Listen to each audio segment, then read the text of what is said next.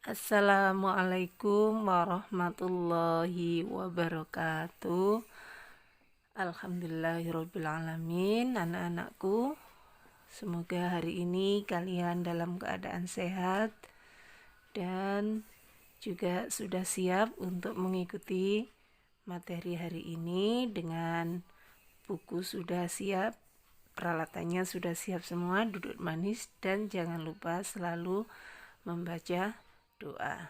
Hari ini kita akan mempelajari tentang pemanfaatan sumber daya alam. Yang menjadi bahasan sumber daya alam yang akan kita pelajari hari ini adalah tentang pohon. Di sini ada pohon akasia dan bambu yang banyak ditemui di sekeliling kita. Pohon banyak sekali manfaatnya, di antaranya adalah sebagai bahan bangunan, bahan kerajinan, dan juga ternyata pohon itu sebagai bahan baku pembuatan kertas. Sebagaimana yang Ustazah contohkan tadi, termasuk pohon akasia dan bambu itu termasuk bahan baku kertas. Selain pohon, bahan baku untuk membuat kertas adalah sumber daya alam yang namanya air. Untuk membuat satu rem kertas berukuran A4, ternyata diperlukan satu pohon yang berusia 5 tahun. Nah, jadi satu pohon itu menghasilkan satu rem kertas.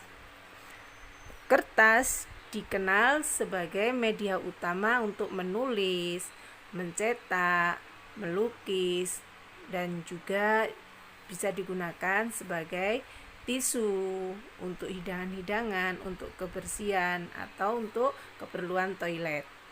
Nah, bisa kita bayangkan kalau setiap hari kita butuh kertas, terlebih lagi tisu, berapa banyak pohon yang dibutuhkan. Nah, kalau diambil terus, dipakai terus, maka sumber daya alam pohon itu akan cepat habis. Maka dari itu kita harus menghemat kertas. Caranya bagaimana? Kalau kita mencetak menggunakan dua sisi, yaitu bolak-balik. Kemudian kita memanfaatkan kertas bekas yang masih bisa dipakai.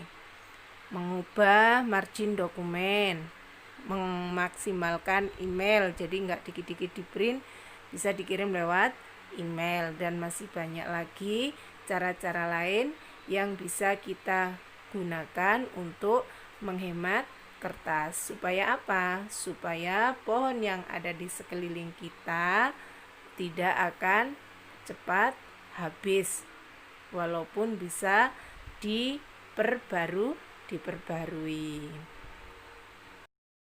Dalam kehidupan kita ternyata selalu membutuhkan kertas, termasuk juga koran itu juga menggunakan kertas. Jadi kalau nyetak koran sehari bisa kita bayangkan butuh berapa lembar kertas itu. Nah, setelah korannya dibaca kadang ditumpuk, tidak dipakai.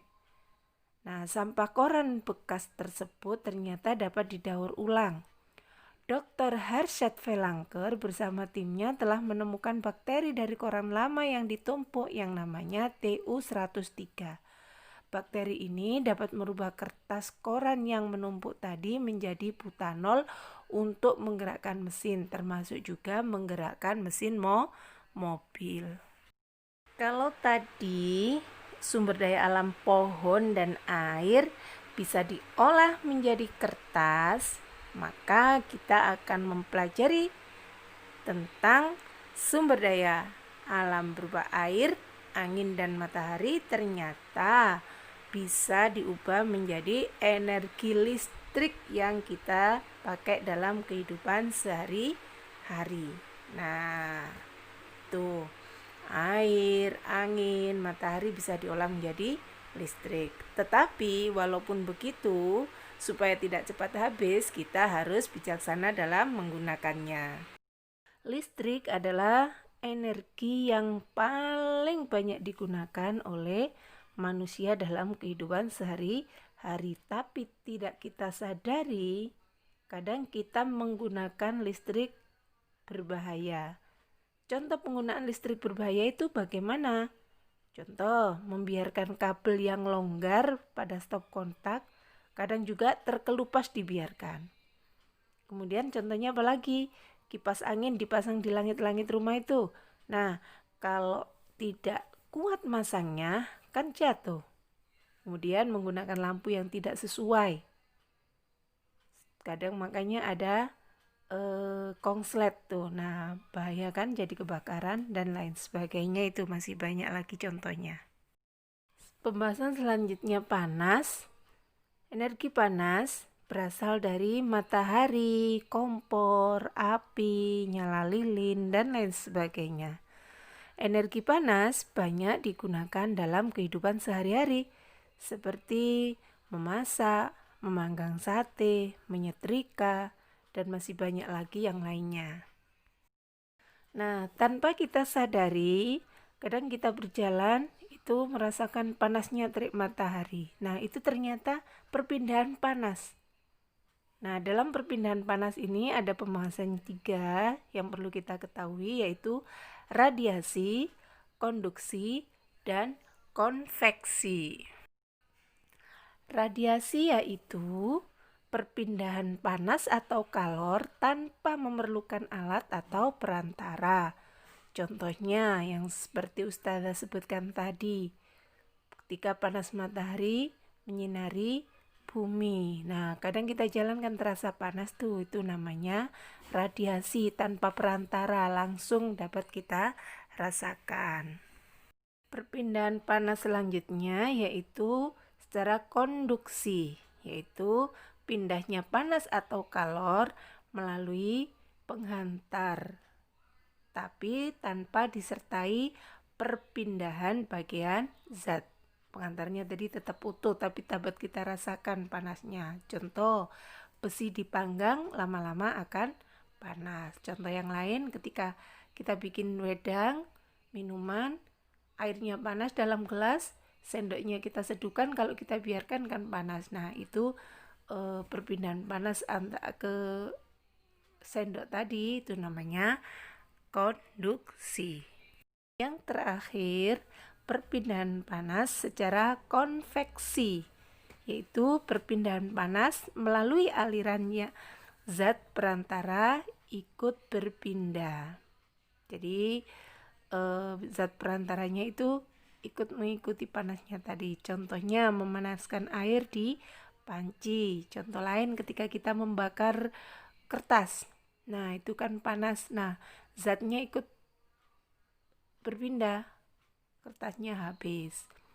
Begitu juga memanaskan air, kalau dibiarkan lama-lama kan airnya jadi habis itu. Nah, itu namanya zat perantaranya ikut pindah. Demikianlah pembelajaran kita hari ini, anak-anakku yang soleh. Mudah-mudahan penjelasan tadi dapat kalian terima dan Allah selalu memberikan kemudahan pada kalian.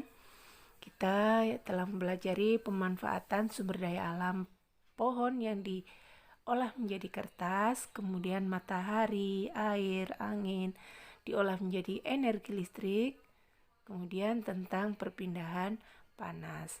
Untuk tugas kalian hari ini mengerjakan tema 2 halaman 38 sampai 45. Tetap semangat belajar di rumah. Mudah-mudahan kita segera bisa masuk sekolah. Ustazah akhiri, Assalamualaikum warahmatullahi wabarakatuh.